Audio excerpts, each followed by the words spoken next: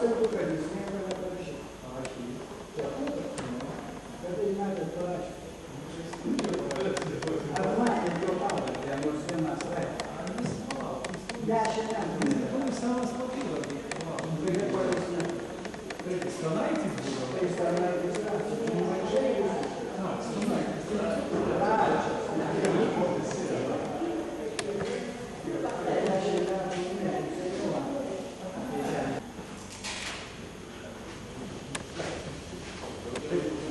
Jo, žiūriu, kad nedaug, tai gal aš tada irgi pristatysiu, čia turbūt pažįstamas visiems yra Seimo narys, ekspremjeras Gediminas Vagnorius. Aš esu jo padėjęs Seime, Albinas Pilipauskas, mano pavardė. Aš esu kandidatas į Seimo narius, būtent jūsų Utenos mieste. Tai jeigu jūs nieko prieš, mes jūsų laiką tokį, čia dalyvauja, matot, mūsų redaktorius, jūsų kraštą, ponas Donatas Čekupas, Kutenė, laikraščio redaktorius didžiausias. Tai va, labai dėkojam, kad jūs atėjo. Tai jeigu nieko prieš, aš pasiūlyčiau Seimo nario Gediminui Vagnoriui žodį tekti, matau, gal aš kažką galėčiau pasakyti, klausimus jūs atsakyti. Gerai. Tinka tai? Tai gerai. Kai nėra pasirinkimo, kad daryti. Dar kartą labas vakaras, malonu, kad jūs čia neįsigando, nepabūgot, atėjo pasikalbėti su mumis, o man labai malonu, kad galiu pristatyti mūsų kandidatą Albiną Pilipauską, kuris be kita ko irgi yra mokytojas, o dabar yra žurnalistas. Ir be kita ko Vokietijos televizijos didžiausios televizijos redaktorius Lietuvos. Tai jeigu bus kokių nors problemų Danoje, reikės ką nors pagarsinti Lietuvoje Europoje, tai nuo Albino Pilipausko pagalba gali reikalingi ir naudingi. Iš šiaip yra labai kuklus, jis visko nesako, bet pavyzdžiui, visi reportažai, kurie vyksta Europoje apie Lietuvą, yra laikis jau ir padaryti. Tiek per televiziją, tiek per radiją, tiek daugelį laikraščių. O šiaip gyvenimas, kaip matot, kiekvieną dieną gerėja, algos ir pensijos kyla, indėlis tikriausiai irgi seniai yra žinomas. Aišku, šiek tiek juokauju, bet gaila, kad ateityje, gaila, kad kylant ekonomikai yra šaldoma žmonių pajamos. Aš atsimenu, buvo toks laikas 95, kada valdžiai buvo Bežekčius vyriausybė, kada buvo taip pat šaldomos algos, šaldomos pensijos. Bet tada žmonės kažkaip tai greitai susirentavo 96 metais, pasipriešino tokiai politikai ir balsavo už konservatorių krikščionių demokratų poziciją. Ir 97-98 metais, per porą metų, pavyko pusantrą kartą valdyti tokias pensijas. Jūs atsimenat, kad rusų galvų, kiekvieną mėnesį po kiek valdyti prasidėtų. Bet po to vėl 2000 metais buvo nauja politika, nuo 2000 metų vėl buvo pradėta šaldyti algos, pensijos, vėl ėmė didėti nedarbas, ekonomika. Tai užtat mes lengvai paskaičiavom, kad per tuos 4 metus, kai buvo šaldomos žmonių pajamos, nors ekonomika kilo, tai kiekvienas pilietis per mėnesį prarado vidutiniškai po 2-300. Dabar vidutinė alga jau turėtų būti 1500, vidutinė pensija 500, nedarbas turėtų būti kartus mažesnis. Bet įdomiausia, kad labiausiai tai yra keisčiausia, kad žmonės pasipiktinę to skurdu nebeatsiranda visuomet, ką daryti ir kas kalba. Jeigu tarkim 26 metais pasipiktinę šaldymo politikos žmonės žinojo labai pasirinkimą, kad reikia keisti valdžią, ir dabar šitos rinkimus didelė dalis lietuvių, nusprendė, kad geriau būtų patekėti valdžią. Abejotinos reputacijos milijonieriams, tikėdami, kad jie pasiūlė įdomu. Ir kai vakar žiūrėjau per televiziją į tuos milijonierius blizgančiais išpuoselėtais plaukais ir postūmiais, ir aš galvoju, negi Lietuvoje pagyvenę žmonės tiek yra apgaulų, kad jie tiki, kad tie milijonieriai gali pasirūpinti skurdžių žmonių gyvenimą. Tai jūs, esant jį matę, kaip atrodo tokie milijonieriai. Tai jeigu iki šiol nesirūpina paprastų žmonių bėdų, o kaip žmonės įsivaizduoja, kad dabar štai jūs ir pasirūpina. Aš net juokau, net mūsų liaudės pasakos, kur ten dažnai laimė klaivelės koks nors jonas. Net mūsų liaudės pasakos nėra tokių fantastikų, kad koks nors sukčiavimas milijonierius pasirūpins bėdnai gyvenančiai žmonės. Ir štai turim įdomų anekdotą. Tai darbo partijos lyderiai sako, kad po rinkimų pakels 2 kartus algas, o dabar vieninteliai priešinės net minimalios algos padidinti. Vyriausybė prieš rinkimus vėl susigrėbė, prieš rinkimus šiek tiek pakėlė algas, šiek tiek pensijas. Vis svarbiausiai pažadėjo, kad po rinkimų sausio 1 dienos minimali alga padidės iki 600 litų. Visi su tuo sutik, nes mes gi reikalavom keletą metų. Turi būti didinama minimali alga pagal ekonomikos augimą. Mes esam paskaičiavę, kad dabar jau tai 600 litų ir šiek tiek pavyko įtikinti vyriausybę. Ir jį paskelbta nuo sausio 1 dienos, kai jos jau nebebus, alga bus padidinti minimaliai iki 600 litų. O kas pasipriešino? Darbdavių konfederacija. O kas ir darbdavių konfederacija? Tai ką pasidarė. Nu aš taip žiūriu kartais ir galvoju, nu kaip galima žmonės taip mulkti? Tai yra, sako, po rinkimų padidinsim 2 kartus algas, bet nesutink net minimalios algos padidinti. O jeigu tu nedidini minimalios algos, tai nėra jokio mechanizmo, kaip padidinti vidutinę algą, kaip padidinti pensijas, kurios yra apskaičiuojamas procentais nuo įskaičiuotų darbo krūvių. Taigi, apgaulės labai daug ir aš labai bijau vieno dalyko, kad skirtingai nuo 26 atrodo gali būti taip, kad tie, kurie nepatenkinti dabartinį valdžią, balsuos protestuoti už tą pačią valdžią.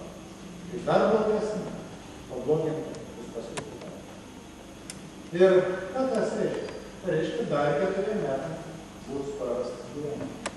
Jauni žmonės tikriausiai ištvers tos 4 metus, bet kai žvelgia vyresnio žmonės, tai galvoja, nu, jiem tai 4 metai gyvenimas. Ir vėl, jeigu Lietuva, dar 4 metus uždrausti savo gyvenimą, dar 4 metus skandalą, lėšų grobstymą.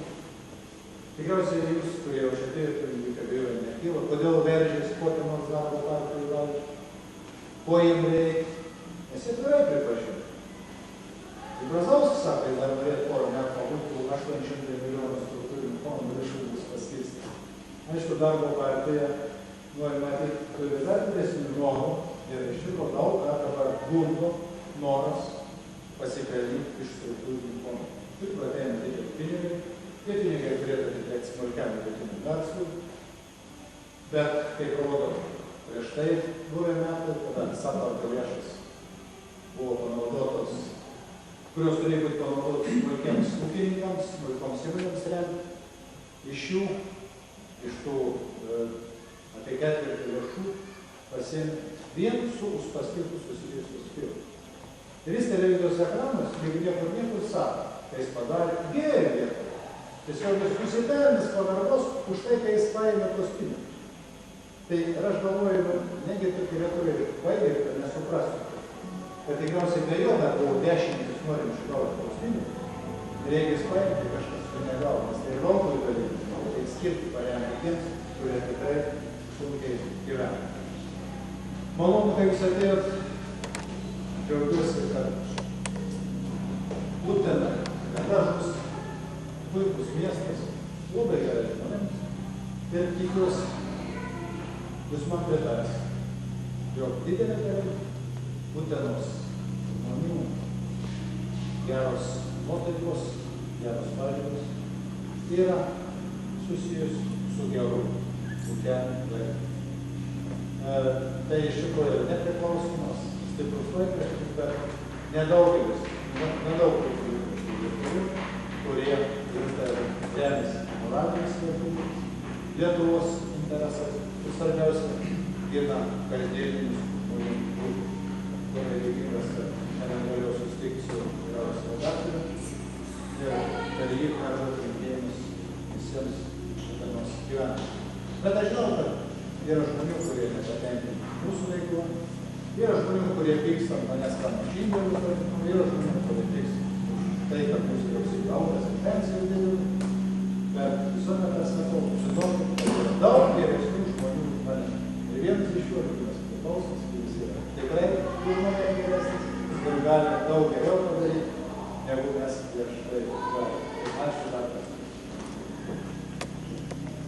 Aš trumpai irgi gal kaip pridėsiu, reiškia, kad ir manęs taip pat gali jūs paklausti, tai ko tu į tą valdį versiesi, visi patys vieni žulikai dabar iš tikrųjų, kai paklausai žmonių, tai valdžioj vieni patys. Bet žinot, aš tai nepasakysiu, tai ir yra beveik.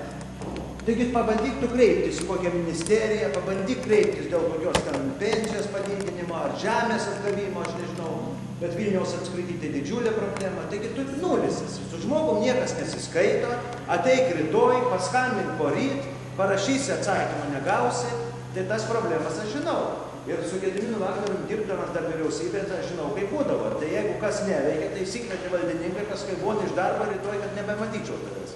Taip mes išvarėm ministrą Žvaliauską, kur nieko žmogus neblogo nepadarė, išvarėm Galdiką, kur žmogus pasiėmė honorarą už kažkokį padarytą darbą, tai nekaltų žmonės. Bet kai išėjo Vagnorius, tai jau 6 metai Lietuvoje kas? Ką mes matom? Korupcija, skandalai, žemės grobė, ežerus užtvėrė, Utenoj turbūt irgi visi ežerai privatizuoti, viskas, žmogus prieiti nebegali prie vandens. Tai visą tai matydami mes norim ką padaryti, kad būtų atstatytas tas teisingumas. Taigi per teismą su Vagnorium pavyko kvotas šitas panaikinti vaistam. Taigi ateina į ligoninę gydytojas, sako, aš tau vaistų negaliu užrašyti. Kvota, limitas. Tas panaikinimo, išmokas žemdirbiams, užlaikomas karves. Ir taip toliau, tas rublinius indėlius privertė grąžinti. Tai ko aš noriu eiti? Aš noriu eiti, kad padėti kažką, tai kad žmonėms galėtų, kad jie galėtų geriau gyventi, kad jiem teisingumą, kad jie galėtų surasti. Kad jiem pensijos turis didesnis būtų. Man tai tikrai, man tų pinigų užtenka, aš žurnalistinę savo darbą užsidirbu tos pinigus. Tai mano nėra tikslo pakliūti valdžią, kad dėl to, kad būtų valdžioje. Bet aš jums ką prižadu, jeigu, sakykime, jūs už 14 sąrašą balsuosit rinkimuose, už mane, kuris čia kandiduoja, aš jums prižadu, kad dėl manęs jūs negalėsit, nereikės jums raudonuoti, kad vat išsirinko, vat vagis, vat nesažiningas. Tai tą aš jums prižadu. Aš jums neprižadu išdalinti dovanų, žiebtuvėlių, kokio ar podelių, kokių ten su emblemom. Už tai, kad tas nesprendžia jūsų gyvenimą. Jums tas podelis jūs ir taip į namuose turi. Ar žiebtuvėlis, ar kažkoks alaus butelys, kurį jūs išgersi. Ar lipdukas, tai jūs ir taip jų turit tų dalykų. Mano tikslas yra, kad jūs pensiją gautumėte, kad jūs galėtumėt parduotuvėj nuėję nusipirkti. Kad tas, kas darbą turi, kad jis iš to darbo galėtų šeimai parnešti, vaikam nupirkti ir mokyklą aprengti juos, kad jis turėtų pragyvenimo normalų šaltinį. Tai toks mano yra tikslas. Tai tą aš jums prižadu. Tai bet kas aišku, žmonės man dabar sako, tų partijų daug, 15 partijų, už ką balsuoti, neaišku už ką, čia vieni taip, kiti kitaip. Tai noriu jums pasakyti. Jūs žiūrėkit, aš nežinau, kokios jūsų pažiūros, bet aš tik noriu atkreipti dėmesį, reiškia, Prunskienės, Paulausko, Pakso, toliau reiškia, Brazausko ir Uspaskich, 5 partijos yra viena ir ta pati partija. Ir aš tikrai jums prižadu. Ir viena ir ta pati partija. Ir jūs balsuodami, sakykime, atiduodami balsus, jūs galvosit, kad jūs balsuojate už atskirai kiekvieną, bet iš tikrųjų tai yra viena ir ta pati partija. Tai va. O dešinių partijų Lietuvoje dešinės jėgos nėra. Konservatoriai įsisklaidė, ten, kaip sakant, centro dešinės kaip po tokios ir nėra. Vat Gediminas Vagnorius su savo bendražygiais turim apie 800 žmonių per Lietuvą, bet jų mažai. 800 žmonių kaip partija, tai nėra labai, tai yra pakankamai. Bet kol dešinės jėgos nebus, kol negalėsim duoti mes su kulokų komunistams nukė, atsiprašau, aš taip kalbu jau tiesiai, nes per juos nėra gyvenimo. Sako, viską išvagė, bet jūs pažiūrėkit, pas ką visi turtai. Pas buvusius kolūkių pirmininkus, partkomo sekretorius ir visus kitus. Ar turi nors vienas, sakykime, eilinis pilietis tos namus, sklypus, ežerus, viešbučius Vilniui, Draugiščių, Valdovų rūmai visokiai statyti. Taigi ten milijonai. Taigi milijonai. Užuot atiduoti pensininkam padidinti ar gydytojam atlyginimus, ar galų gale policijai, kad jis nestovėtų po krūmų ranką atkišęs daug kyšį, nes 10 km per greit važiavai. Taigi čia pasityčiojimas. Tai va tą reikia daryti ir mes tą darėm, vyriausybei būdami, tai dėl ko ir praminė Vagnorius žiauriuoju. Tai kad būdavo, jeigu kas ne taip, kontrabandą pagavo, to išnai, suareštavo į kalėjimą, viską konfiskavo ir viso gerą. Bet jūs įsivaizduojat, paimtų vieną fūrą kontrabandininko konfiskuok, tai ten jam milijonai nuostolis. Tai ką jis daro? Jis eina pas kitus politikus, jis eina į spaudą, jis ten paperka kažką, parašė, blogai, žiaurus, negerai darė. Negerai.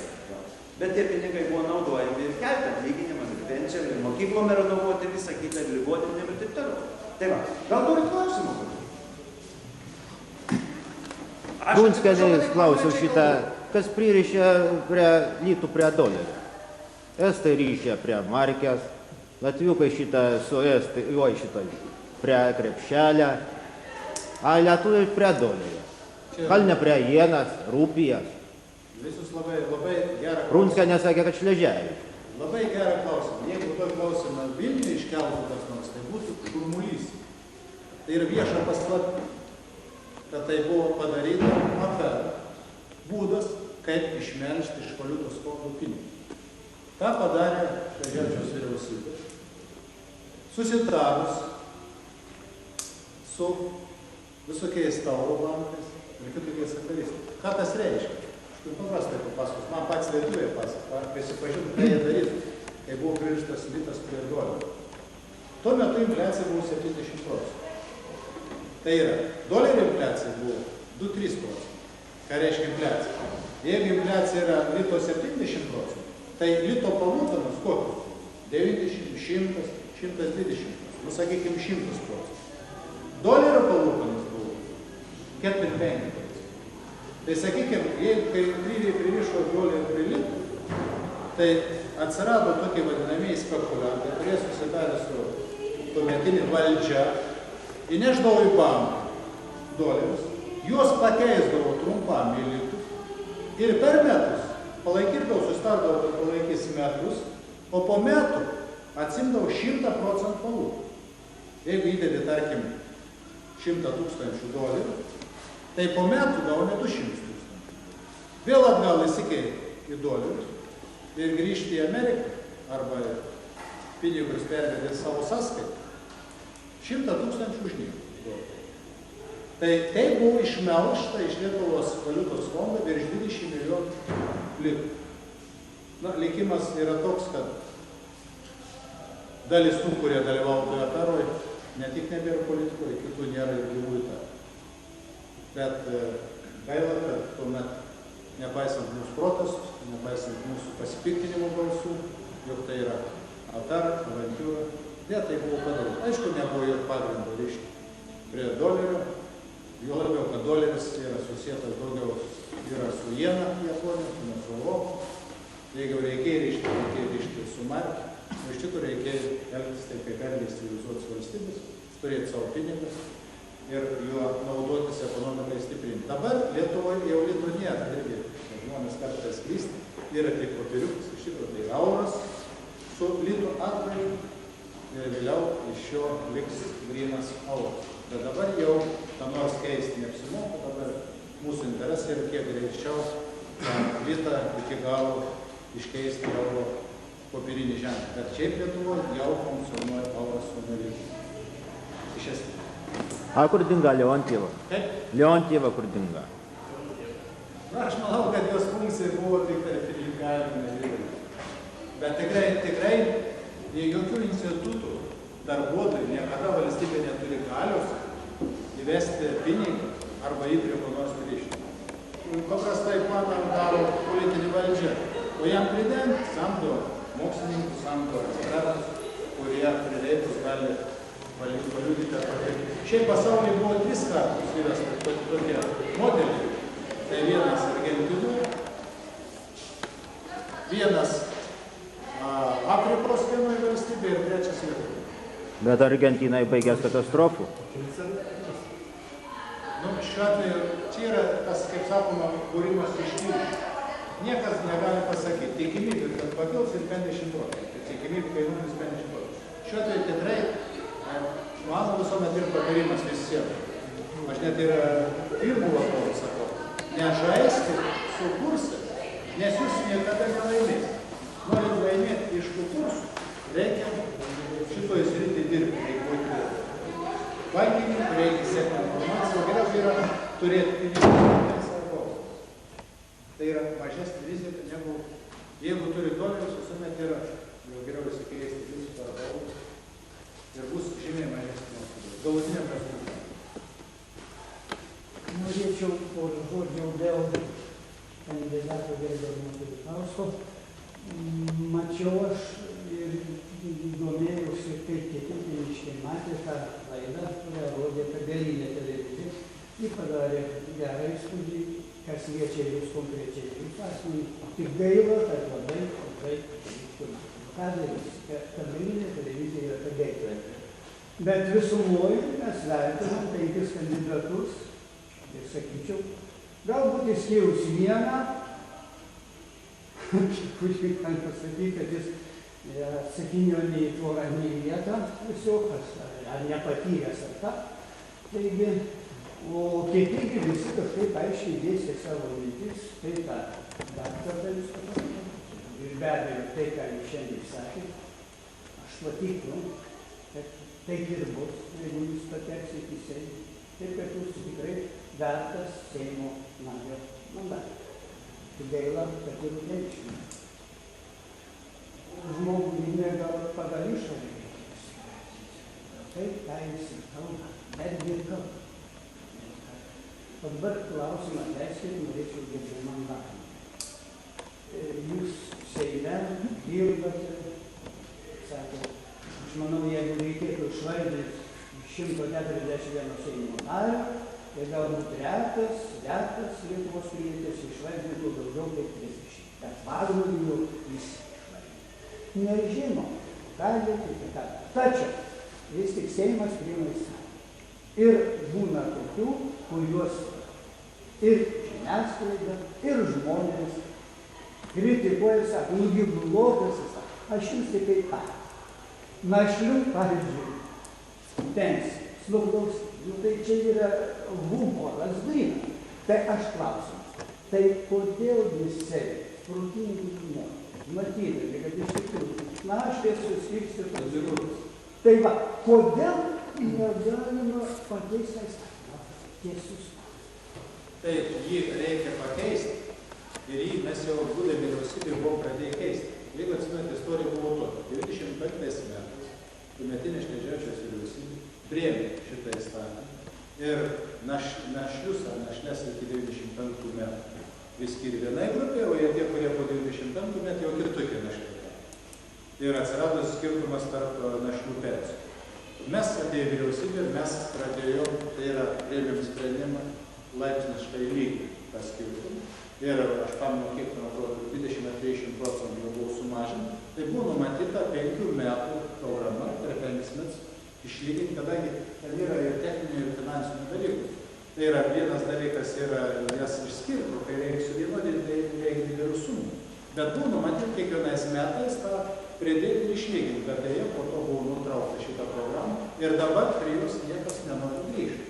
Tai ir visiškai neteisingas sprendimas ir su 100% sutinku, kadangi aš siekiau iš dalies pakeičiant tą sprendimą būdamas vyriausybė, taip pat ir kitiem kolegams įrodinėjau, kad tai yra neprotinga skirstyti našlius pagal tai, kuriais metais jie tapo vieni.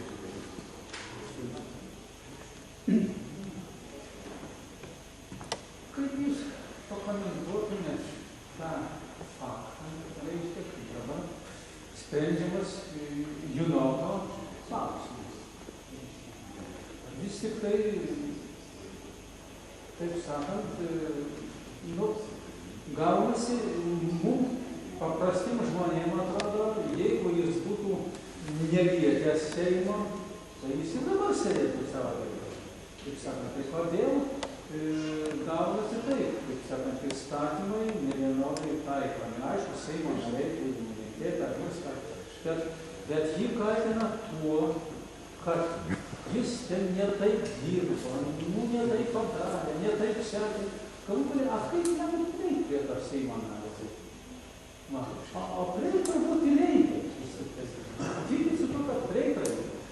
Sukurta institucija turi dirbti. Jūs jau atleidimas tas yra visiškai nelaiku.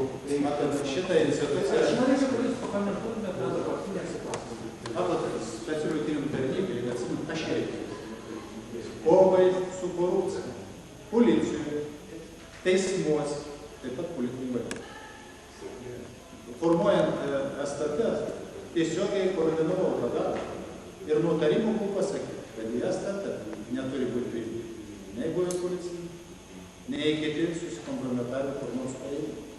Ir buvo formuojama iš studentų, iš teisų, universitetų, buvo priimta jiems taisyti. Tai yra ne mažiau kaip pusė turėjo būti priimti iš teisų universitetų. Tų žmonių, kurie dar niekur nedirbi, nes kartais jau žmogus iš entuziazmo padaro 10 daugiau, negu patyręs, bet nenori. Reikia atsiminti, kokį mes gavome iš to rezultatą.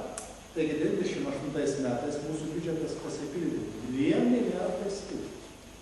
Kadangi jų pagalba, STT pagalbos, paspaudė kontrabandą, pradėjom persekioti nesažiningus ekonominius policijos pareigūnus, netgi buvo ir į prokurorus iki. Tai yra korupcija, tai yra valdžios rykštė, bet ne opozicijos. Tai kai dabar pažiūriu, kuo baigės, tai aš nematau toj byloje, tame korupciniam skandale, nematau valdžios pareigūnų. Ne. O kaip jūs įsivaizduojate, korupcija ką? Ateina iš opozicijos ir iš kur? Tai kai jūs klausėt, kodėl neliko judumo, tai mes už jį agitavom, nei prieš jį neagitavom. Mes tik tai sakėm, bent jau aš sakiau, kad problema yra tai, kad nekeliam. Kad politikai vieni į vieną pusę tempia teisėsaugos pareigūnus, kiti kitą. Niekas dabar nepastebi, kad teisėsaugos pareigūnai yra naudojami kaip politinis įrankis. Vyksta konkurencija. Kas užvaldys prokuratūrą, kas STT, kas policija. Bet židinys to korupcinio skandalo buvo šilumos ūkio įstatymas. Prieš kurį balsavau, aš ir dar keletą seminarų. Aš savo Telšių apygardoje priverčiau sumažinti šilumos tarifą. Ir šilumos ūkio įstatymas Telšiuose neveikia tokį pat mastu kaip Lietuvoje. Aš buvau tas, kuris pasipriešino visais įmanomais būdais, bet ten buvo mano apygarda, man negiojo. Bet dabar, kai buvo korupcinis skandalas, tai kiekvienas Lietuvos pilietis, tai teisėsaugos pareigūnas, turėjo užduoti klausimą. O kas Seimui pateikė šilumos ūkio įstatymą? Seimas, kai kas neremia įstatymą? Negi jūs galvojate, kad Seimo nariai ruošia įstatymą? Jau seniai tie laikai pasiekė. Kur tas pareigūnas, kuris pateikė Seimui? O Seimui ir teikiami įstatymai ūkio, tai ir ministro, ir premjero pareigas. Jeigu aš būčiau pateikęs tokį įstatymą, tai buvo vyriausybė, ir būtų kilęs korupcijos skandalas, tai tikriausiai mane būtų įgavausiu. O dabar kažkaip tai gavosi taip, kad tas įstatymas iš niekur atsirado. Ar iš Maskvos gal kas atsiuntė, ar iš Briuselio atsiuntė. Va čia sklypi problemas, kurių nepakėlė nei STT, nei policija, nei prokuratūra. Ir man labai liūdna yra, kadangi aš gerai žinau, kas yra korupcija, iš kur reikėjo ir kur juos reikia iškuoti. Aišku, pakeliui ten buvo prigriebtas Andriukaitis, kuris seniai nusibodo socialdemokratus. Milvaizdo pridėjo ten dar soclybą, įpainiojo Tėvynės sąjungą ir net Steponavičius, kuris balsavo prieš šilumos ūkio įstatymą. Ir gavosi taip, kad ta korupcija lyg tai atsirado pozicijoje. Tai šiaip man norėtųsi, kad būtų iš esmės kovojama su korupcija ir korumpuoti pareigūnai būtų įvardinami, ne tik įvardinami, tyriami ir pateikiama medžiaga teismui. Dabar tai nebus jokios medžiagos teismui, nes man atrodo, tikslas tai buvo ne tas, ne tyrimo tikslas. Bet aš globojau pastatą, beje, biudžetą praeitų metų biudžetą, aš ko gero vienintelis, kaip biudžetą ir finansų komiteto narys, išsireikalavo, kad STT biudžetas nebūtų sumažintas, netgi padidintas. Ir aš tikiu, kad STT atsigaus, ir aš tikiu, kad yra ten durų žmonių, kurie sugebės tęsti galą. Bet mes šitoje srityje nepolitikavom, jokių politinių pareiškimų nedarė nei už vieną, nei už kitą. Dar Sąjūdžio laikais buvo šilta būsto programa. A dabar kažkokia tai šilumos ūkio įstatymai. Tai negi per tiek metų negalima buvo nuosekliai dirbti šitoj temoje. Šilto būsto programa įveikia formatą. Nu, kiek palaista vėjai. Negi nebuvo iš ką įgyvendinti. Nematot, šilto būsto programa susideda į du dalykus. Vieną pačią programą, kaip taisyklę prašė, o kita tai yra finansiniai ištekliai. Be pinigų nieko nepadarys. Tai šilto būsto programą pradėjo veikti dar mūsų vyriausybės. Buvo priimti sprendimai. Mes buvom susitarę su Pasaulio banku, gavę paskolą, taip pat finansavom ir iš Lietuvos biudžeto. Tai yra dabar irgi ta formaliai programa veikia, bet į pinigų nebegavo. Ir jis sustojo. Bet šilto būsto programa yra, iš tikrųjų, jie reikalauja milijardinių sumų, ypač didžiuosius miestus. Nes šalia apšiltinimo kartu ir sprendimas yra rekonstravimo namų, ypač griūvančių namų rekonstravimo dalykas. Ir ją reikėtų atnaujinti, bet tam, kad atnaujinti, jai paprasčiausiai reikia skirti biudžeto lėšų. Nu, a kiek tuo metu vėjais paleidžiama? Tiesioginė tą žodžio prasme. Aš ir sakau, aš pritariu jums. Ir, pavyzdžiui, mano būtų valia.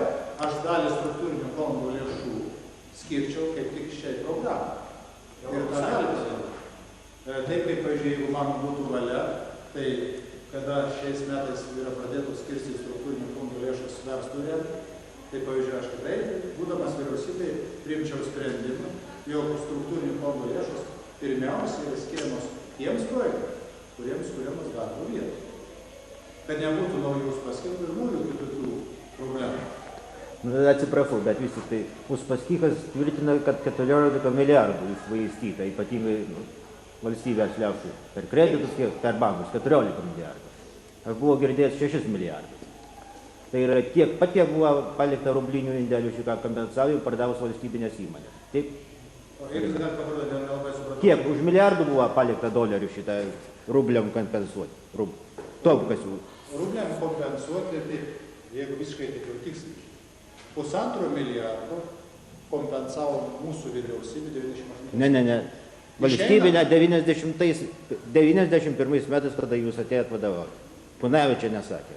Ne, yra istorija, jeigu tai pradėjo, tai istorija to 90 metais Prunskienė Brazaus vyriausybė pasižadėjo kompensuoti indėlius. 90 metais. 91 metais kažkaip, bet jie nieko nedarė. Jie pažadėjo ir paliko tarybą. 91 metais atėjęs į vyriausybę, mes priėmėm nutarimą, jau 2/3 privatizuojam turtą, atskirti ir priskirti indėlių grąžinimą. Ir ta suma buvo lygiai 3,5 milijardų litų. Bet po to, kai mums teko pastraukti iš vyriausybės, Šleževičiaus vyriausybė atsisakė vykdyti tą programą, kompensuodama tik 1/10. 97 metais mes grįžę vyriausybę, atnaujinome programą. Pardavė telekom. Ką? Pardavė telekom. Ne tik telekom, daug ką pardavė. Nu, va taip, teisingai sakyti. Ne tik tai telekom. Ir mes 1,5 milijardų litų paskyrėm, 98 metais pervedėm 1,5 milijardų litų ir dar 800 milijonų palikom trečiai grupė išėdami iš vyriausybės. Tai yra, mes jų neprivatizavom, skirtingai nuo dabar. Tai yra privatizuojami objektai taip, kad tų pinigų nei valstybiniai indėliai. Viską, kas buvo privatizuojama, buvo parduodama už realią kainą ir pinigai buvo skiriami indėliams grąžinti, ligonėms remontuoti, gatvėm tiesti, mokyklom renovuoti. Tai yra tie pinigai, aš džiaugiuosi, kad mes pardavę telekomą, tai gavom, valstybė gavo 2 milijardus litų, iš kurių buvo 1,2 milijardo panaudoti indėlių grąžinti. Bet tie pinigai nebuvo nei pravalgyti, nei išvokti, nei kaip nors kitaip pradangyti. Tai šiuo atveju aš gailiuosi tik dėl vieno dalyko.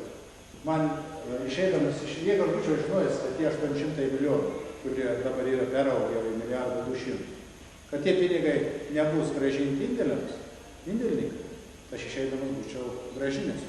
Bet man nekilo abejonės. Aš galvoju, kad bet kokį paduoti lietuvišką valdžią, jo labiau pinigai ir sukau, juos išdalins teisėtiems savininkams. O dabar mes turime įdomų vaizdą. Yra 1,2 milijardo litų. Vadiname stabilizavimo fondą. Laikom užsienio bankų. Vienintelė valstybė, kuri savo pinigus, kurie be kita ko priklauso piliečiams, pinigus laiko užsienio. Yra viena tiesa valstybė, kuri turi stabilizavimo fondą. Norvegija. Bet ir stabilizavimo fondą turi iš vadinamų naftos išteklių pardavimų, kadangi yra paskaičiuota, kad po 50 metų baigsis nafta, kad nebūtų staigaus kritimo ekonominio ir gerbimo. Jie tą kaupia fondą iš naftos pardavimų vaikams. Bet ir taip pinigus laiko savo valstybėje, o ne užsienio bankų. Tai Lietuvoje besigyvena iki to, kad pati neturėdama pinigų, indėlininkų pinigus laiko užsienio bankuose ir remia svetimas valstybės. Tokių pavyzdžių daugiau pasaulyje nėra. Gal vietiniai bankai nesuvirškintų tiek? Kreditą šiandien jauna šeima, jeigu pabando gauti kreditą. Vietiniuose bankuose yra atsargos virš 2 milijardų. Nu tai va, tai ir sakau. Atsargos. Taigi šiandien, kaip jūs įsivaizduojate, čia, aš žinau, ar tam kažkada šnelėjus sakydavo, kai mes reikalavom grąžinti indėlius, sakydavo, negalim grąžinti indėlius, kadangi bus infliacija. Tai mes organizavom referendumą 29 metais.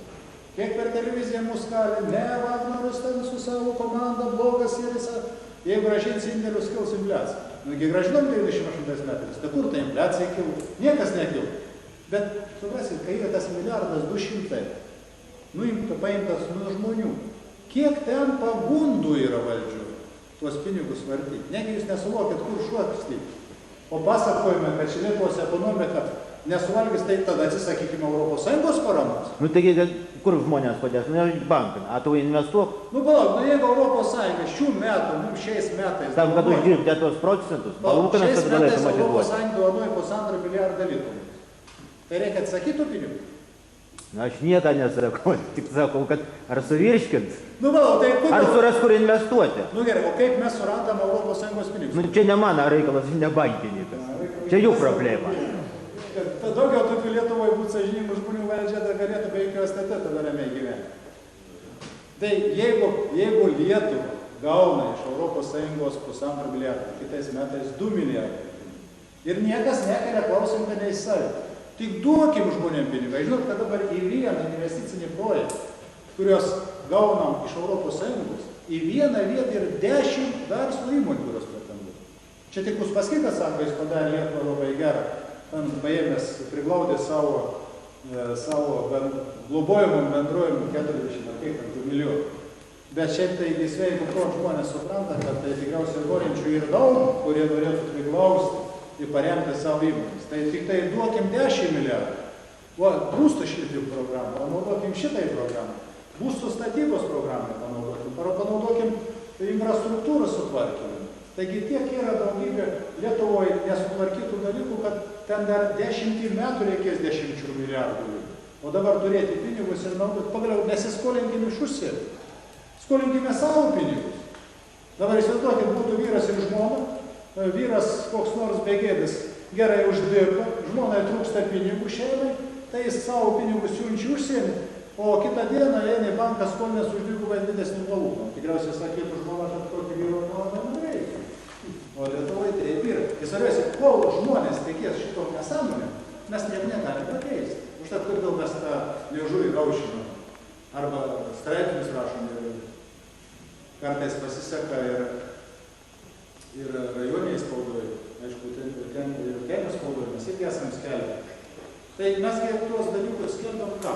Kad pagaliau įtikint žmonės. Ir kad valdžia pamatytų, kad žmonės jau nebesutinka būtent blogai. Tada mes galime kažką pakeisti, kaip su kaupiamųjų pensijų sistema. Čia gal jau nėra labai, bet Lietuvoje tai padaryti dar vieną baisą kartą.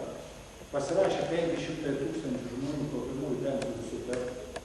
Iš tų 500 tūkstančių, 490 tūkstančių gaus mažesnis pensijas išėjai į pensiją.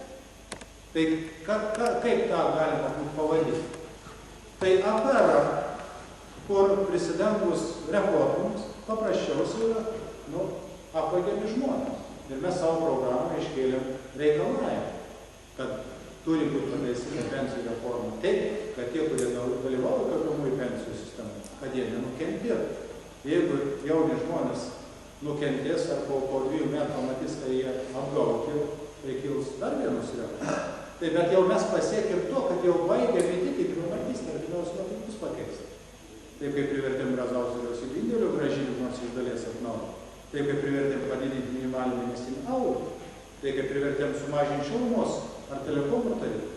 Bet tą mes padarom tik po to, kai jau kritinė masė žmonių pamato. Ir tada jie duoda atbulinį signalą valdžiai, kad jie jau mato tą atgalą. Tai mes atliekam tą funkciją, gal ne visuomet gerai, gal darom klaidų. Norim, kad Lietuva būtų vakarietiška valstybė ir joje žmonės gyventų pagal taisyklės. Gal dar kas turi? Aš tik pratęsiu rublinius indėlius. Ar nebuvo visai klaidų padaryta, kada rubliniai indėliai buvo žmonės suskirstyti į kategorijas. Ir dabar žiūrėkit, koks paradoksas. Jau vyriškis 69 metų, jau keli metai pensijai, jis negauna nieko. O tam turėt 70 metų dar. Ir kartais būna taip, kad tas, kuris 75 metų žymiai atrodo geriau negu tas, kuris 67 metų. Tai ar čia klaida ar ne klaida ir kaip jau ištaisyti?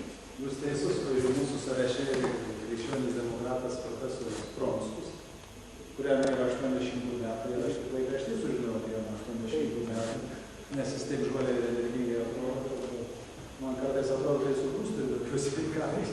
Tai iš tikrųjų tas skirstimas į grupės nebuvo mano. Mano idėja, kaip vyriausybės vadovo, buvo grąžinti indėlius, kaip ir žemę, kaip ir nekilnojamą turtą, grąžinti nuosavybę tiek, kiek žmogus turėjo. Jeigu žmogus buvo sukaupęs 10 000, jam grąžinti 10 000. Bet tada buvo įdomi situacija 97 metų. Aš kaip konservatorius ir mūsų konservatorių frakcija siūlė grąžinti indėlius, atstatyti nuosavybę. O opozicijoje buvę socialdemokratai, kurie turėjo ginti lygtai socialinių žmonių teisės, jie priešinasi.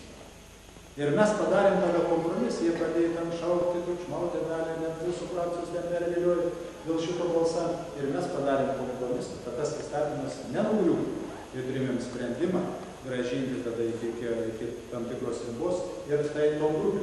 Bet šiaip, jeigu atsiminta įstatymą, ten buvo pagal jį buvo numatyti, kad indėliai bus grąžinti per 2,5-3 metus. Tai jeigu, kaip mes skaičiavome, koks ten tada skirtumas, ten yra tas grupavimas ar nėra, jeigu vis tiek visiems buvo numatyti iki 2000 grąžinti. Ir tada, aišku, buvo logikos, kad žmonėm, kurie sulaukia garbaus amžiaus arba yra invalidai, arba jau ten iš tikrųjų neturi kitokių pajamų, kad jiems duoti metais anksčiau, o visi kitiems metams vėliau.